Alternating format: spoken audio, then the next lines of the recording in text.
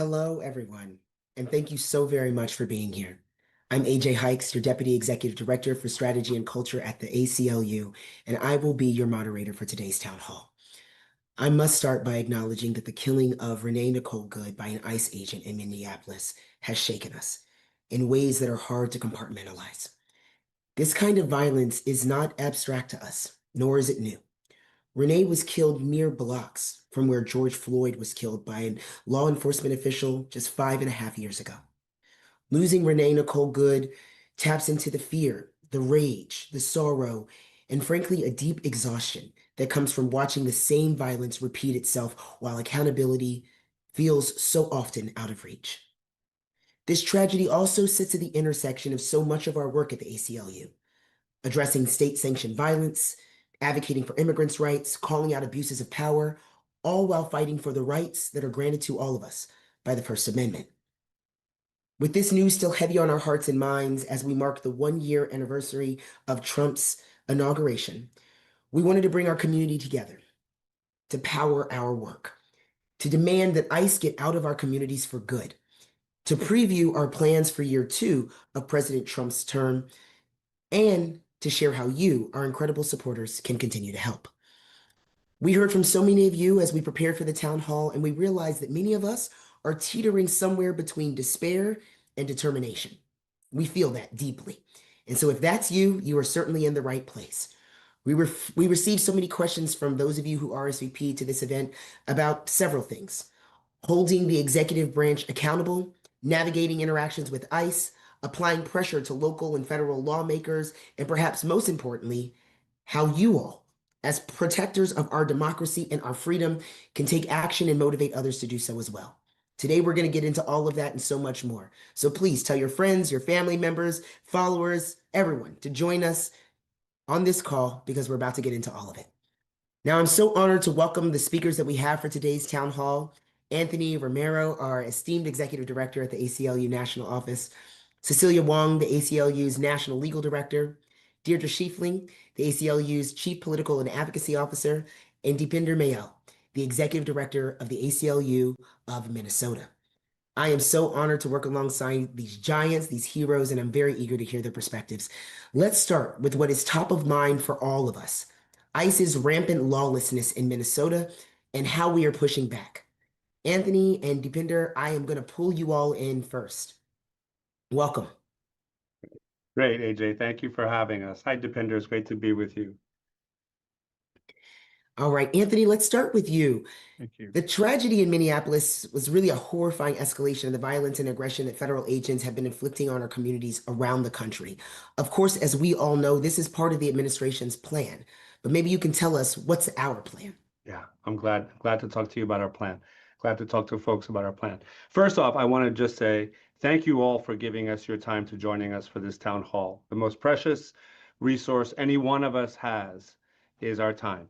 And at the end of it all, we're all going to say we don't have enough time. And so when you give us of your time, we take that seriously. And we hope this will be a productive use of your 1 hour to kind of give you a little bit of perspective and give you a little bit of hope. So let me start there, right? Because I'm going to be clear-eyed in my assessment and of the challenges we confront. But I also want to be a cheerleader for you all, right? And so let me start. We are 1/4 of the way through the Trump administration. And at the end of this term, we will make sure that he is never president again, right? That is part of our job. He can't be president. We got to stick to the Constitution. And so take courage in that. 1/4 of the way through is a significant milestone in the way that we've accomplished this work. And we've done it with you. We've done it for you. We've done it by your side, and we are so deeply appreciative for your belief and support and trust in this organization. So 1/4, that's pretty good.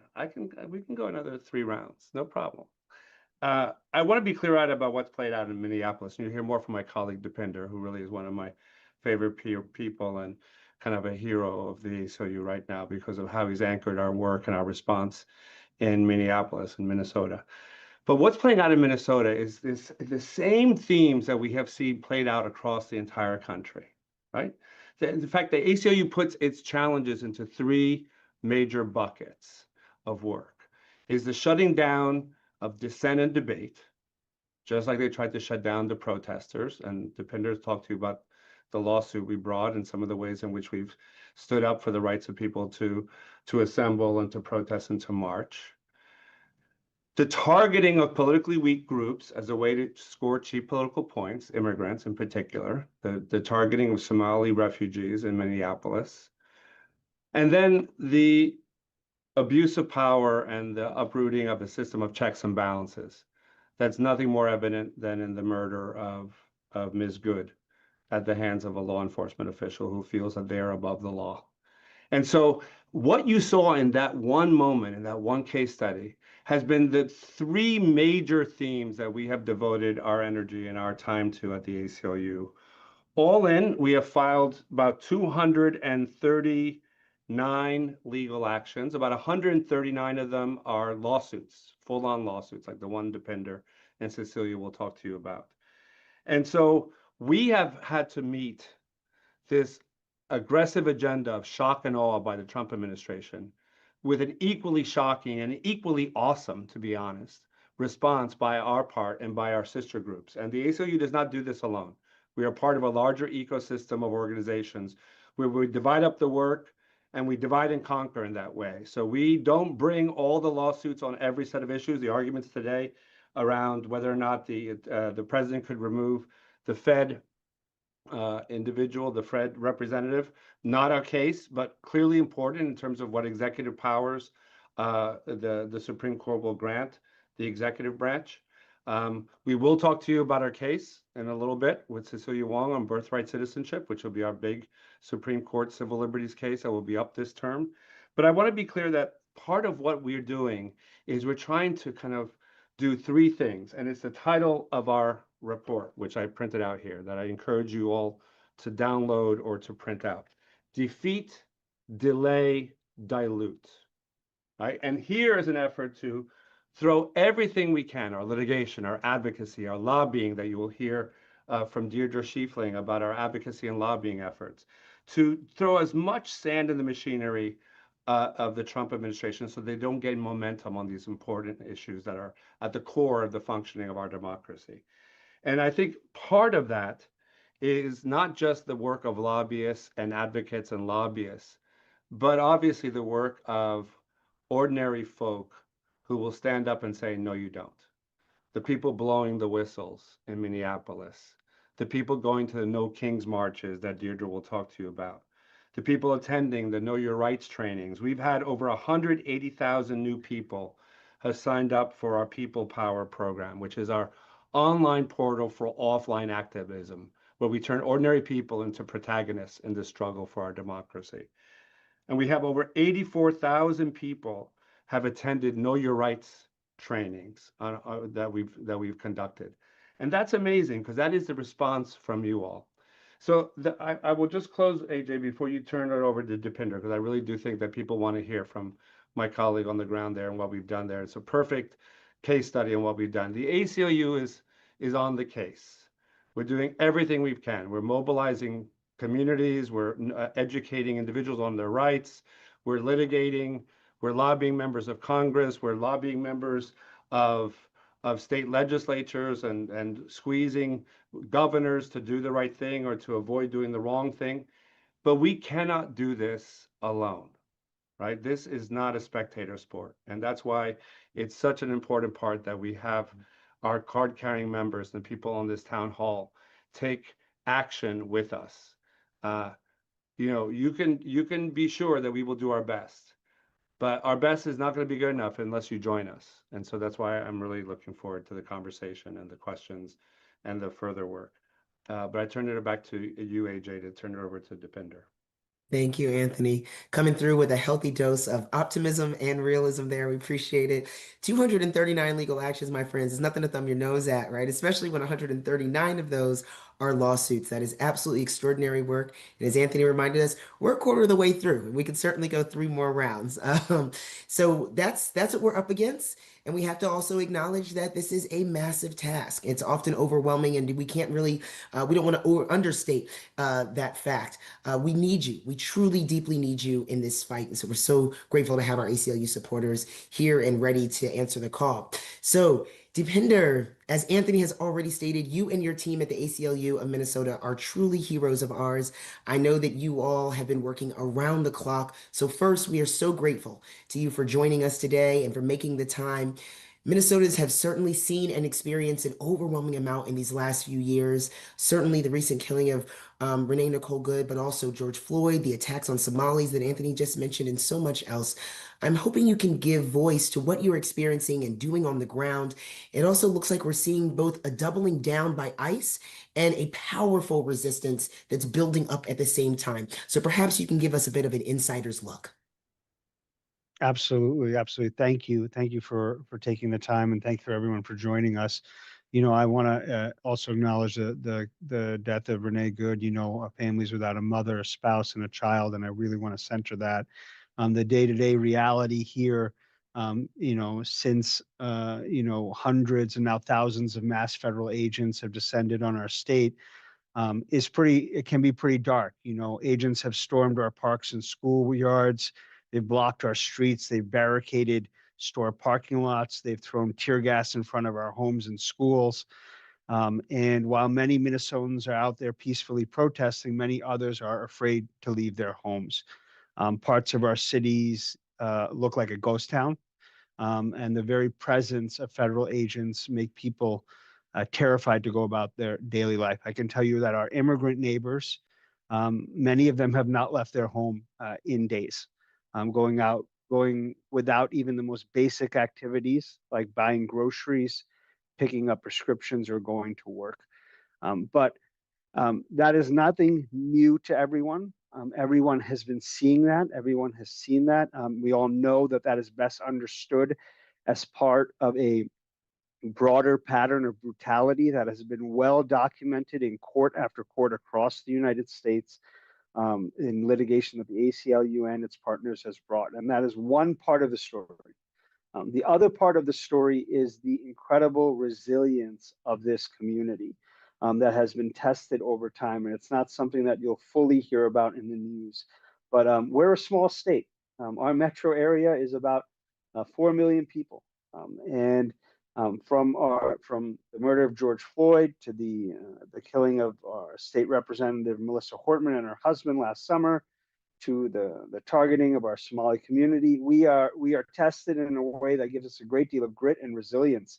And it's because of that community resilience that we have been able to file 2 very significant and powerful class action federal lawsuits in court in this last few weeks. The first, in both of these cases, they address 2 different parts of the issue here. The first case is Pincher versus Nome, and this is really getting at the way the government is targeting protesters and observers and using unlawful activity to do that. And we recently obtained an injunction to stop the unlawful activity of the federal government.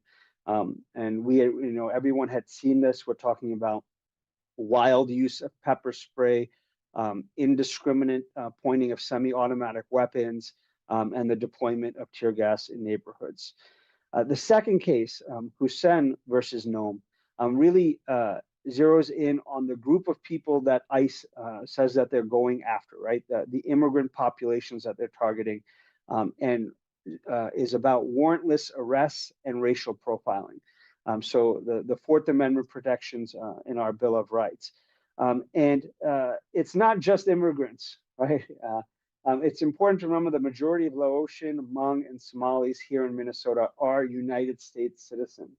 And this case, and these cases and what we're hearing are remarkably, they're going to be successful, we believe, because of the plaintiffs and the community that has stood up behind them. They don't come out of nowhere. It takes a great deal of work to build up these cases and a great deal of preparation. And to give you a little bit of the insider knowledge on that, we started to see this buildup, this ICE buildup in our community starting in November. And we started to notice that these escalations were not normal. And the interactions were not normal. Our staff, the ACLU of Minnesota staff, for the first time in the ACLU of Minnesota's history, had to buy protective gear for its staff that was going out to some of these protests when they were simply just observing and taking dictation from what they were hearing on the ground. So that gives you a sense of how aggressive these things were getting. And what we have seen as the surge has continued is that when people continue to show up and act lawfully and peacefully, when people center humanity and discipline, that centering of humanity, it exposes their inhumanity. It exposes their indecency, and it exposes the brutality of this operation for the world to see. And what we have found through this process is that there is no shortage of video. There's no shortage of video evidence, and we have set up systems to gather and to screen evidence. But what's more difficult in these types of circumstances is finding plaintiffs, finding declarants, finding people who are brave enough to stand up and put themselves out there. So I really want to end with that notion and on our plaintiffs and the people who have come out, who are standing up, speaking out, and putting themselves out there, because they're not just speaking out on behalf of themselves, they're really speaking out on behalf of all of us and for all of us and for all of our rights. Thank you. Thank you again so much, Deepinder. I appreciate you starting with the experience of terror of our immigrants communities, and also the other part of that, which is the resilience of everyday Minnesotans that are standing up and saying, frankly, not on our watch. Also, something that we're very proud of, this is really the strength of the affiliate structure, the fact that you all were there on the ground, spotted the issue in November, were able to say, this is something is very, very, very off here. And we're able to respond so quickly to the very serious civil liberties violations that were happening on the ground. So Cecillia and Deirdre, I wanna shift and pull you all into this conversation. Cecillia, let's start with you. Deepinder just mentioned 2 new lawsuits that we filed to stop ICE's flagrant abuses of power. To build on that, we had somebody, Chris, actually in Pleasant Town, California, ask if you can give us an overview of the legal actions that the ACLU has taken. If you could, I would love for you to set these lawsuits into context by lifting up how ACLU attorneys are showing up in courts across the country to defend our immigrant communities. Sure, happy to. And shout out to Pleasanton. I'm from Fremont, California, so a close neighbor.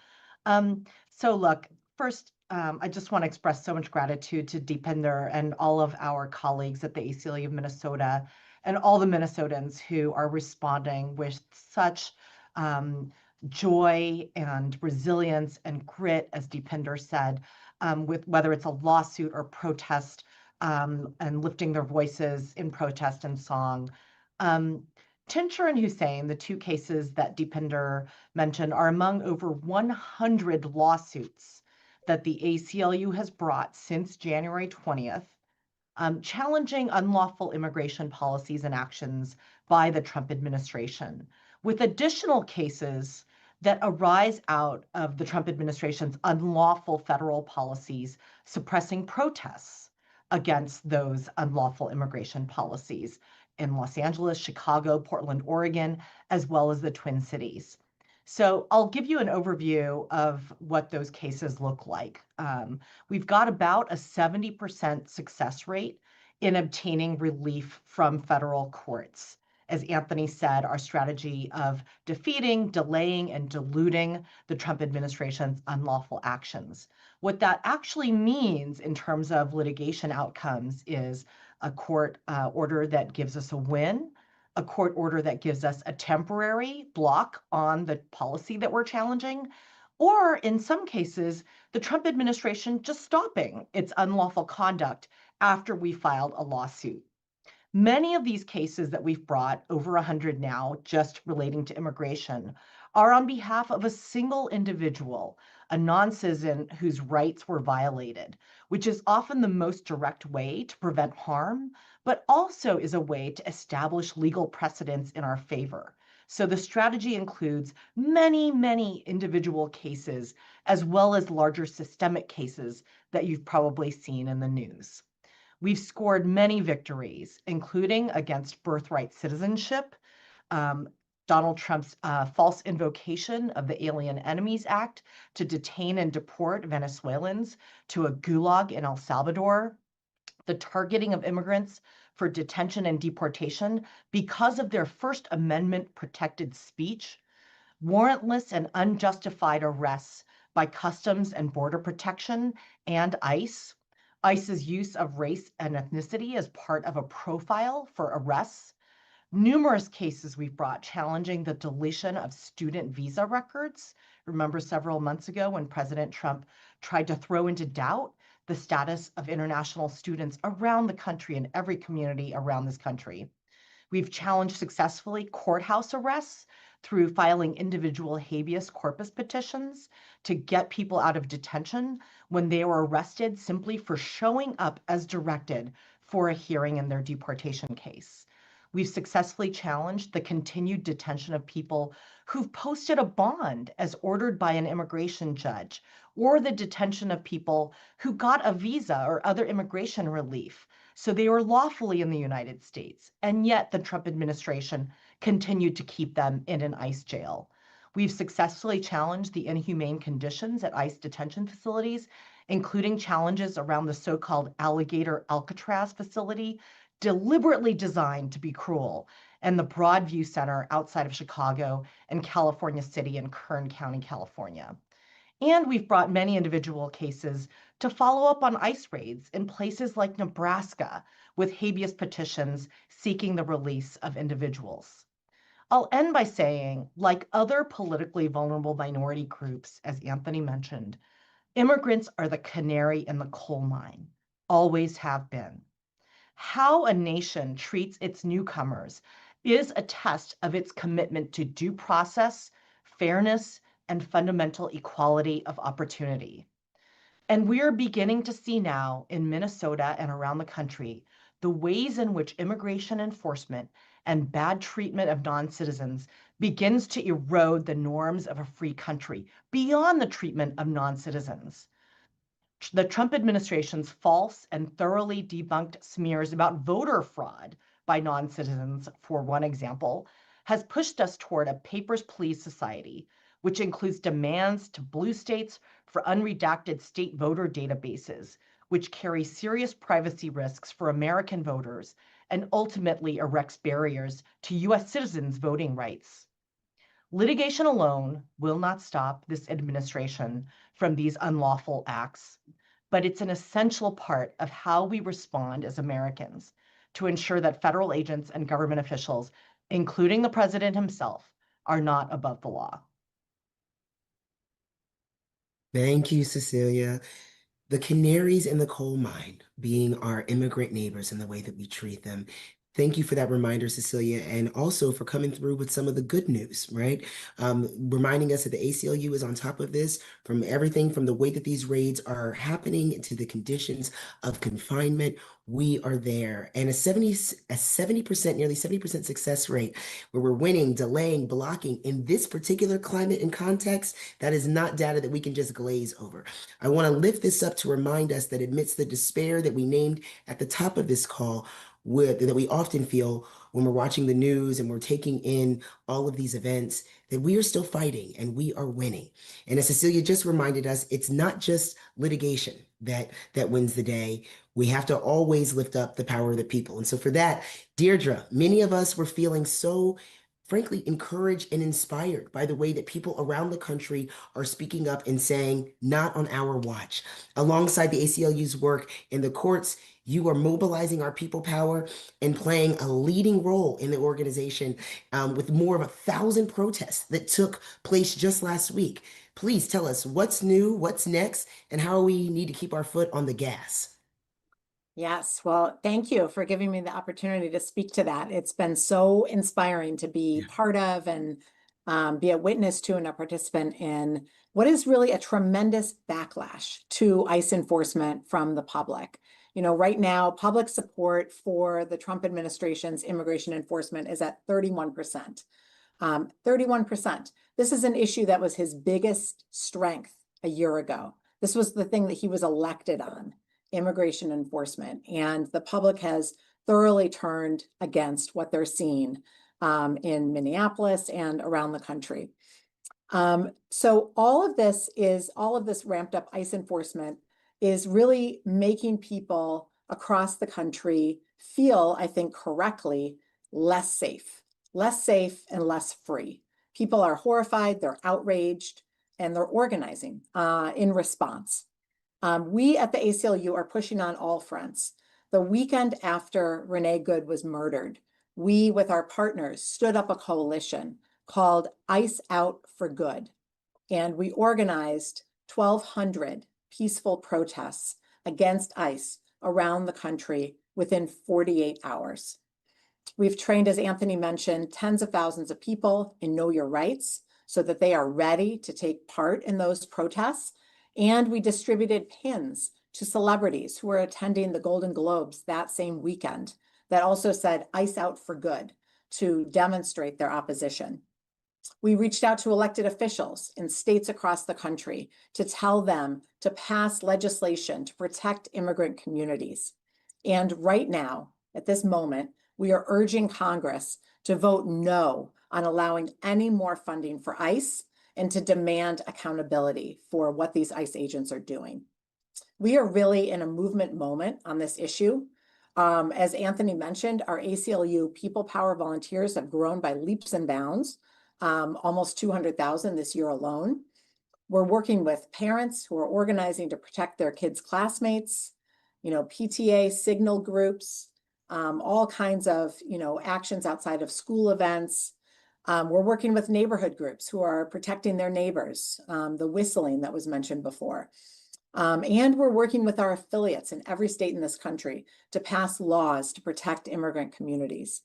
This work and this moment really builds on the work that we've done all year to organize people to fight back against the Trump administration's abuses of power, largely through the No Kings protests, which probably many of you took part in.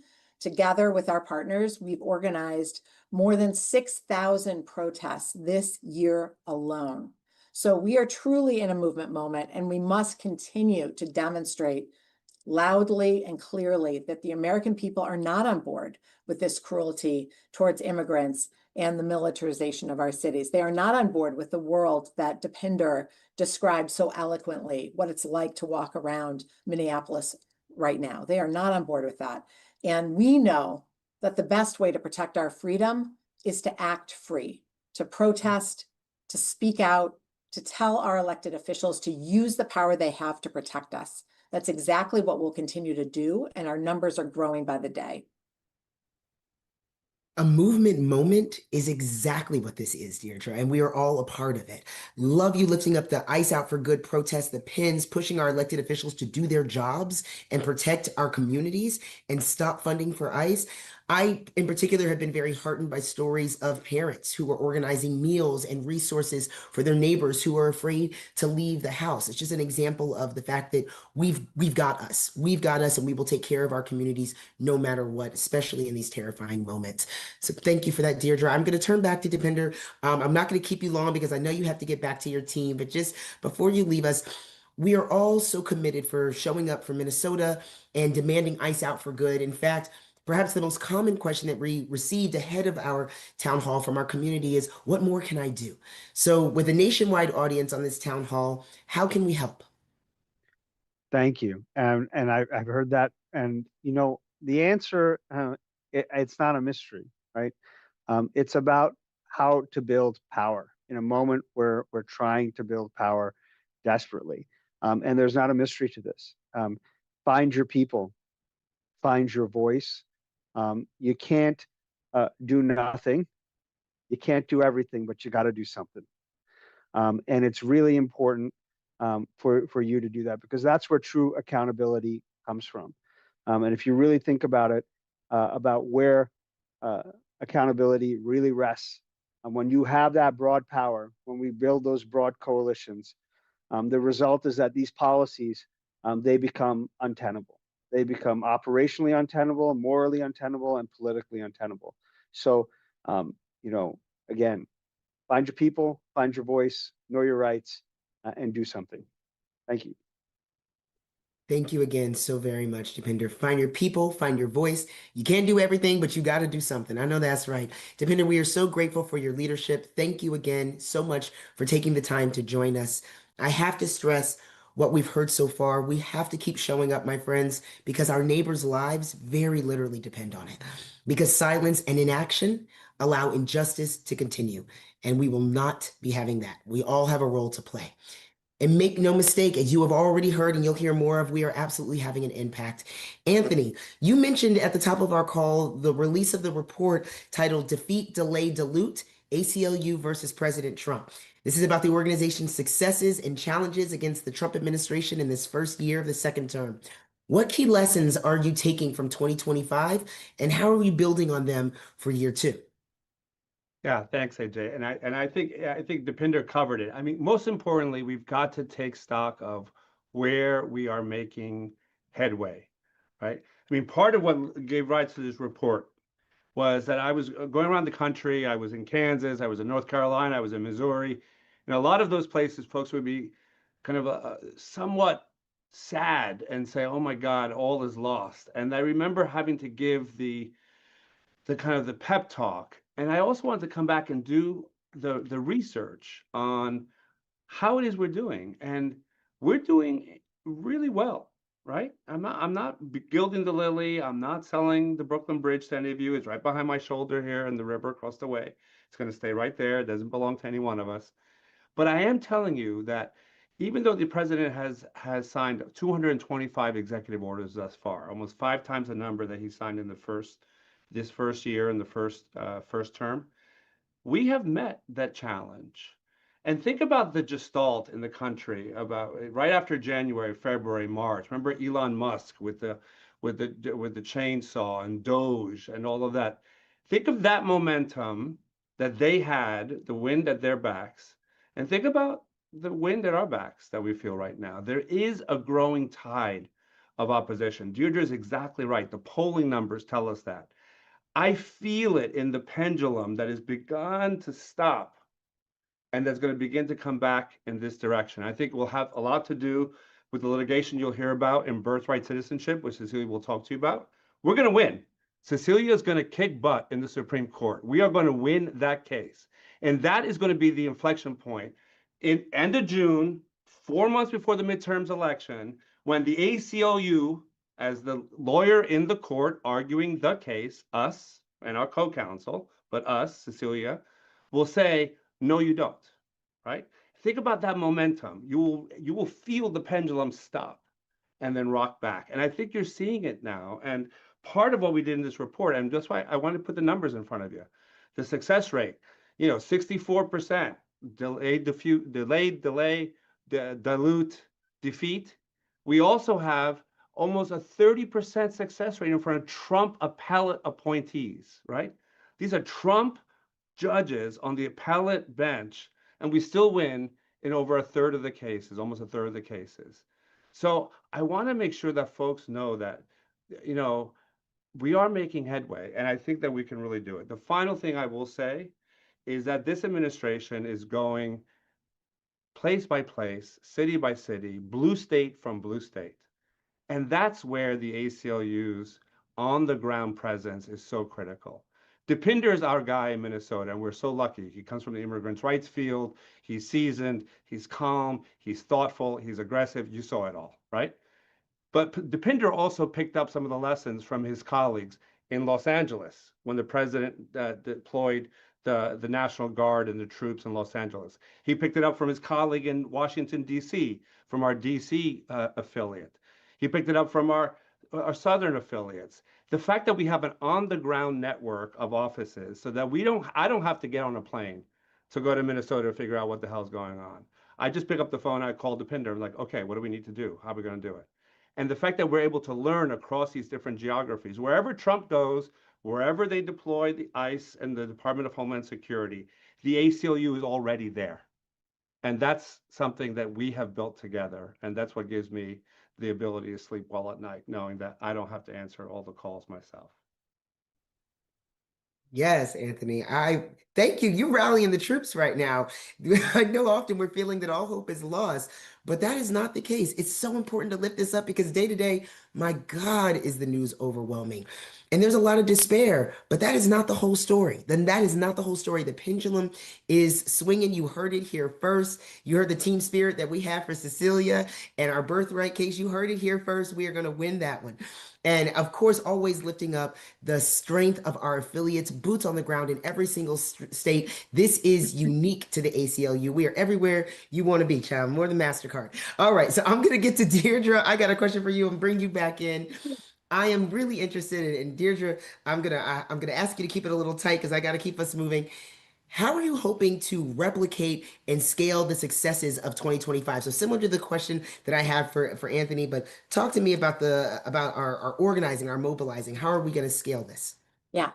So thank you for that question. Affiliates are really the key. And I want to speak for a moment about the Firewall for Freedom. So Firewall for Freedom was a plan that we crafted together, co-created with our affiliates back in mid-2024, before the elections, about how we can pass a bunch of protections at the state and local level to protect people's rights against the possible bad administration attacks. And to be honest, when we first started talking about it, it was kind of hard to get people's attention the summer of 2024. It wasn't obvious why we needed to put these guardrails and protections in place. Well, I will tell you, it is not hard to get elected officials' attention now. They are crystal clear about why they need to act and use every single ounce of power that they have to protect rights at the state and municipal level. So we have passed 90 Firewall for Freedom protections since President Trump's inauguration, 60 of those at the state level and the rest at the municipal level. I'm going to give you a couple examples. These are actions such as banning 287G agreements like Delaware, the state of Delaware did this year, for example, which forbids cooperation between local law enforcement and ICE. It's things like passing sensitive locations protections, prohibiting ICE from going into hospitals, churches, schools, like Governor Murphy in New Jersey just did yesterday on his last day of office. That was something the affiliate had been working on for literally years. Got it done last day in the office. Governor Spanberger in Virginia on her first day in the office, also yesterday, issues an executive order that limits the cooperation between local law enforcement and ICE. Those are some key examples as it pertains to immigrant rights of the kinds of protections that we are able to pass in this moment. We're in an emergency here. We're in a movement moment. We're in an emergency. Elected officials feel it, and we are perfectly positioned because of affiliates in every state to really push for the kind of protections that people need at this moment. Thank you, Deirdre. That Firewall for Freedom has been an absolute game changer. And again, this is all about the advanced planning, the foresight of the ACLU. These plans were being put in place in the summer of 24, right? So just incredible work. And as you said, everybody's listening now. Everybody's asking for what they can do. It's not hard to get elected officials' attention at this point. And so thank you to your team. Just incredible work coming out of the Firewall. My friends, I'm going to pivot us just a moment. Last week, some of you all saw this alongside our ACLU versus Trump report. We were pushing out a lot. We released a video series that was featuring individuals who have courageously challenged President Trump's efforts to suppress their speech, their identity, their advocacy. I'd really love, it's just a special treat, to share one of these portraits of protest with you today from our client, Mohsen Madawi.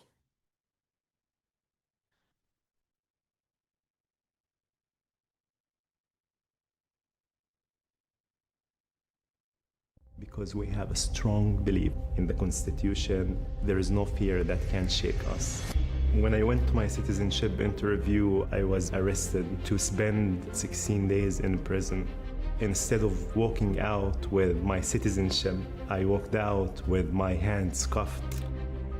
I was merely detained for practicing my free speech, one of the most fundamental and important rights in this country. I am a Palestinian refugee, and I was detained for protesting for Palestine. I held on that belief that I'm not intimidated, and I said to President Trump and his cabinet, I'm not afraid of you. Hope, for me, it's an ecosystem. ACLU is a powerhouse for upholding civil rights in this country. There is no power that can silence the people. I will continue to build community. I will continue to march in the streets, and I will continue to not be afraid.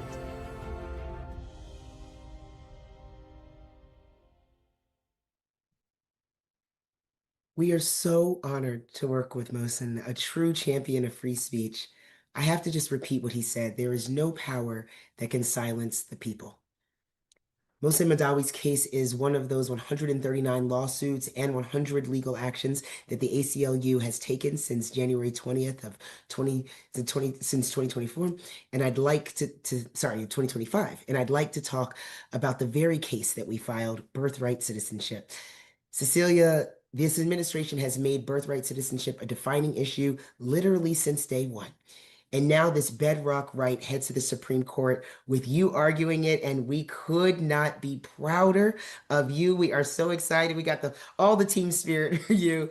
It is clearly one of the bellwether cases to watch. I know I can just say this, not just as an ACLUer, but more importantly, as a Black person in this country. Birthright citizenship is just central to who we are as a country. It's a principle that was obviously imported from Britain to the early American colonies. And this is just absolutely, the citizenship guarantee has been enshrined, of course, in the 14th Amendment ever since. It just could not be clearer. And so this case just truly is incredibly important for our history and our work. But perhaps you can give us a little bit more context about why it is so important. Sure. And it's so inspiring to follow Mohsen Madawi. If he can have that courage, we certainly will join him in that. So look, one of President Trump's first acts in office during the second term was to attack the fundamental guarantee of birthright citizenship. He did it on Inauguration Day, and within 2 hours of the issuance of that executive order, the ACLU and partner organizations filed a lawsuit challenging him. And thanks to that litigation, the first of 2 cases, and other cases brought by immigrants' rights organizations, about 24 states, and many individuals who are harmed by his executive order, no child has been stripped of their birthright citizenship by this president. I want to say first that, I've said this before, including in these town halls, that, a central framework for what President Donald Trump is doing in his second term is to attack the Reconstruction Constitution. And I want to be really clear in explaining one thing, that after Congress framed the 13th Amendment to abolish slavery, the next thing it did was to frame the 14th Amendment, which probably most famously provides for equal protection of the laws to all, regardless of race, right? But before the framers of the 14th Amendment ever got to equal protection, the first thing they did was to guarantee that all persons born in the United States and subject to the jurisdiction thereof are United States citizens. Now, I want to say that even Trump is not trying to overrule the 14th Amendment by executive fiat. I think there's a lot of fears that that's what he's doing. But if you read what the Justice Department is saying in their briefs, he isn't trying to go that far. Even he won't go that far. He's purporting to reinterpret the citizenship clause, the first sentence of the 14th Amendment, in order to exclude children born to parents in the United States who are either undocumented immigrants or lawfully in the United States, but with only temporary immigration status. The president's creative interpretation, to put it mildly, flies in the face of the 14th Amendment's text, but the Supreme Court already rejected it in an 1898 decision, where a Chinese American, Wang Kim-ark of San Francisco, California, went into federal court after returning to China to visit his parents, came back into the country of his birth, San Francisco, the United States, through the San Francisco port, and the US government tried to exclude Wang Kim-ark, saying that because he was the child of Chinese immigrants, he was not a US citizen. In other words, the US government made the same exact argument in 1898 that President Trump is making today. And the Supreme Court rejected that interpretation of the 14th Amendment. So we're in the Supreme Court now, building on the litigation, 2 separate cases that an ACLU team has put together. And I'm really proud to be the one person who gets to stand up in front of the court on behalf of our clients who are suffering from fears of what will happen to birthright citizenship, and for the whole team of lawyers who have built this case so carefully. This is personal for me. I am a citizen of the United States because of the 14th Amendment. And like Anthony, I am optimistic that we will prevail in the Supreme Court, and that birthright citizenship, our national tradition since Reconstruction, will prevail as the law of the land. Thank you, Cecillia. This is exactly why we are just so proud and so thrilled that it would be you arguing in the court on behalf of our folks. This is personal. Birthright citizenship, regardless of race or parentage, it's just a core pillar of our of America. And so we will argue this case, as you all heard, before the Supreme Court this term, and we are very confident that we will prevail. Thank you so much, Cecillia. Deirdre, Cecillia just forecasted, obviously, a major case that will be argued this spring and decided this summer. But I know that your team is investing massive resources into protecting another fundamental right, voting rights. Please tell us, what do you see as the most important priorities for election integrity as we look ahead to the midterms? Yeah, thank you. Thank you for that question. So I know that many of us are also watching the Supreme Court on the daily to see if there's a decision in the Calais versus Louisiana case, another case that the ACLU has been part of, about whether or not protections against racial gerrymandering from the Voting Rights Act of 1965 will stand. So this is a very real threat to fair representation and a multiracial democracy. We've also seen several states engage in mid-cycle gerrymandering at the request of the president, who is worried about losing the House of Representatives. So while we don't know yet what the outcome of Calais is, the ACLU is preparing an all-out effort to ensure that the 2026 elections are as fair and free as possible. And I think it's important to take a minute to recognize that we can no longer take for granted that our elections will be fair and free. We are at a very dangerous moment for our democracy. We cannot take this for granted. So the ACLU is here to fight, and we have some great assets that are going to help us fight, including all of you. We have a great nonpartisan brand, which gives us a lot of legitimacy when we are speaking about how important election integrity is for everyone. We have our incredible best-in-class litigation team, which has been fighting to protect voting rights and election integrity around the country. And we have litigators, policy experts, and organizers and affiliates in every state in the country, so that wherever there is a need, we are on the ground and we are ready.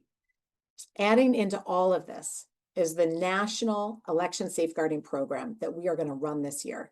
This year will be the largest election protection program in our organization's history. We've added 10 organizers on the ground in key states. We've added new voting rights staff that are going to partner with our affiliates to organize and train thousands of volunteer election observers.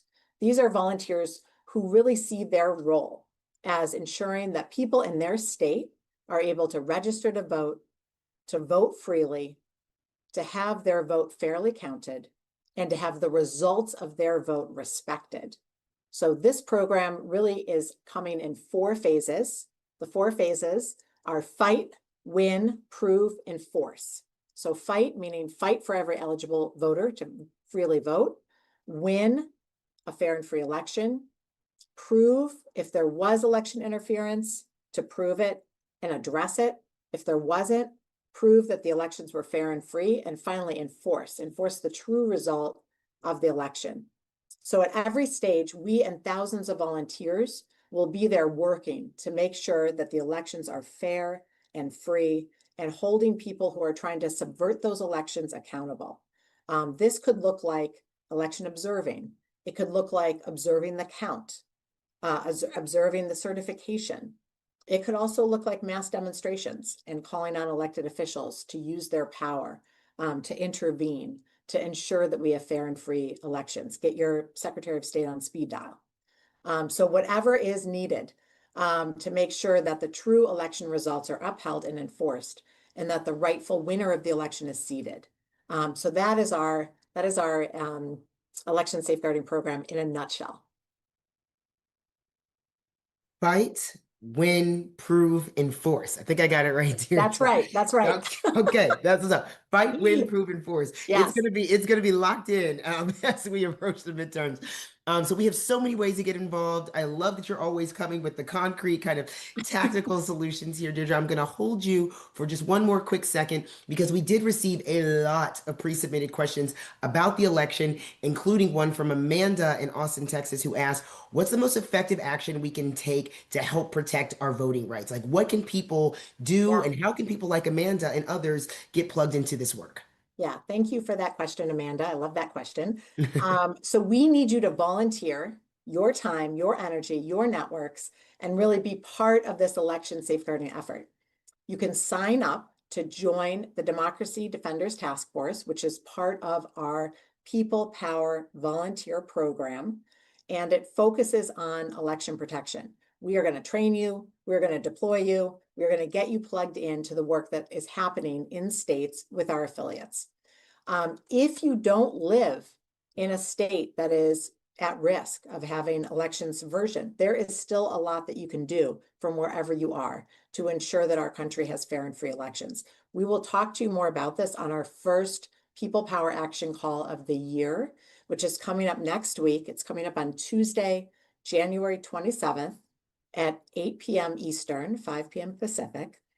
And this is just an incredible opportunity to be in solidarity with ACLU organizers, volunteers, supporters across the country who are committed to protecting our rights. And the person who is leading our effort on election safeguarding will be on that call, talking about the ways in which we are going to safeguard our voting rights as we head towards the November midterms. So RSVP now to aclu.org/Jan Action Call. Yes. Deirdre, you're just full of so many great nuggets now. This Democracy Defenders Task Force, I'm just wondering, just aesthetically, do we get like capes? Is there like a shirt with a Democracy Defender? I just need to know what the uniform is. We're going to work on that. We're going to work on that. Okay. All right. We'll make a note of it. Because this is feeling like very Avengers, and I'm here for it. So thank you, Democracy Defenders Task Force. You all, that first call, as Deirdre said, Tuesday, January 27th, 8 Eastern, 5 Pacific. I say all the time in this work, it's so incredibly important for us to find our people. This is where you find your people. This is how you get involved. Concrete ways that we can be showing up in our communities. All right. I know I'm coming up on time. I've got one more. Anthony, I got to pull you in one last time. If you're still here. I don't have a cape, but you get me one, I'll put it on. We'll just tack it onto your suit, tack it onto your blazer. I love that idea. We can get them in all the colors because you have so many suits and so many colors. We'll get a cape for every day. Match the tie or the pocket square, one or the other. Okay, we'll figure it out. Okay, and the last question, Darlene from Delray Beach, Florida, we got folks from all over the country here, is asking, what can I do to feel hopeful and not helpless? You were talking, Anthony, about just traversing the whole country and folks just having these feelings of despair and that all hope is lost. So do you have any final words of inspiration for Darlene and frankly, all of us that are watching and how we often feel as we continue this fight? Yeah, I know where Delray Beach is. She's close to where my sister is. So I know exactly where you are, Darlene, both figuratively and literally. And I hear where you are because I feel that way a lot. And I'm going to be very kind of direct. And that happens to be most often when my eyes pop open in the morning, right? When I go to sleep at night, I'm just out, right? Usually it's just because I'm exhausted and I just, boom, I don't have trouble sleeping. It's one of the great blessings of my life is that I don't usually struggle with sleep. But as soon as my eyes pop open, my mind is already racing. And it's that moment in between lying in bed and thinking through, oh my God, what's happened? What could happen? What do I have to do? Where do I have to go? Where I have to be? What should I do? Where did I screw up yesterday? What do I need to fix? It's that moment before I get up that is like the twilight zone for me, right? And then I have learned just to get myself out of bed as quickly as I can. And in there's a metaphor, hopefully, Darlene, is that for me, hope is not the precursor to action. I find like once I get up and out, once I take action, that hope kind of blossoms in me. And I get my stride back. I get my smile back. I get my spring in my step back. And what I would just say is that I often remind myself consciously, like what a blessing to be asked to make a difference in the world, right? To take my talents, my skills, a lot of what's been poured into me by teachers and mentors and friends and colleagues and loved ones to make me the better human being that I've become and the better one I need to still become. And to take that full agency and to say, I'm gonna make it better for somebody else who's not as fortunate as I am. And that is what this institution does, right? Think about the world. In law school, we're taught this thing, but for the ACLU, what would the country look like? Think about that. If the ACLU did not exist, what would it look like? You can go back historically, Scopes trial, Miranda, Korematsu, Loving, all of our Griswold, all of our big blockbuster cases. No, go today. What if the ACLU did not exist? What would today look like in Donald Trump's America after year one? Oh my God, right? If the ACLU didn't exist, we'd have to get to work to build one. This is a national treasure. This is your national treasure. Generations of Americans have built this institution into what it is, a powerhouse that advocates on behalf of the rights of all people, even people we don't like and agree with, but the rights of everybody in a democracy, to have full actualization, like Mr. Madawi, like all of you. An organization that has the tenacity and the staying power. We know the ACLU is going to be here after Donald Trump is not president, right? We are an institution. That is a man. And so the ability to kind of say that we will be on this case and we will stay on it for 10, 15, 20, 30, 106 years like we've been doing so far is what gives me hope, because we're building the ability to come back to it. And then finally, I would just say that I think the thing that gives me the enormous hope is just the idea that people recognize, even if they don't know how to name it, the Somali immigrants who Deepinder described as being afraid to leave their homes, they may not know that Deepinder is in court arguing against the racial profiling and the targeting of immigrant communities in their case. They may never say thanks to him or to the ACLU, but they know that there are folks who are fighting for them. And that's what gives everyone hope in this process. It's the action, it's the collective action. And so to Darlene and Delray Beach, is just get out of bed, get busy, get yourself to an ACLU meeting, and we'll put you to work. And I promise you'll feel better at the end of it. Get up, get out, take action. Anthony, I'm feeling very hopeful, which is something that I don't take for granted these days. Thank you for that. I remind us all the time that we are here in this moment. We are doing this work certainly for our neighbors that are here now, but we are also doing this work for our ancestors. We are doing this work for our descendants. We do this for all of them, the ones that were here before and the ones that are coming after. Deepinder reminded us earlier, you don't have to do everything, but get up and do something, right? And Anthony, I love this idea of but for. I didn't go to law school, but I'm going to hold on to but for. Certainly but for the ACLU, but I'm also going to say but for our supporters, but for the people who are joining this call. It's the solidarity and the activism of our supporters that gives us hope every single day. And so I'd especially like to give a shout out to our Guardians of Liberty. You all are the ones that power our work with your monthly gift. It's because of our Guardians of Liberty, but for our Guardians of Liberty, that we're able to take on the Trump administration at every single turn. So for everyone tuning in, if you're not a monthly donor yet, I really hope that you'll consider becoming one. Giving monthly is one of the most powerful things that you can do to protect and advance our civil liberties, put on those democracy defender capes, and push out for the road ahead for today and tomorrow. So please go to aclu.org/go monthly to start a monthly gift today. The Trump administration, y'all, we say it all the time, it's got to get past all of us. And this is one of the ways that we, the people, can put up that firewall for freedom. So just by donating today, you're sending a very clear message to the administration, not on our watch. So my friends, that does it for us. On behalf of the ACLU, we want to thank everyone who joined today for your courage, for your resilience, for your support. Those are all exactly what this moment requires and demands. As always, stay safe, stay grounded, stay connected. We'll see you next time.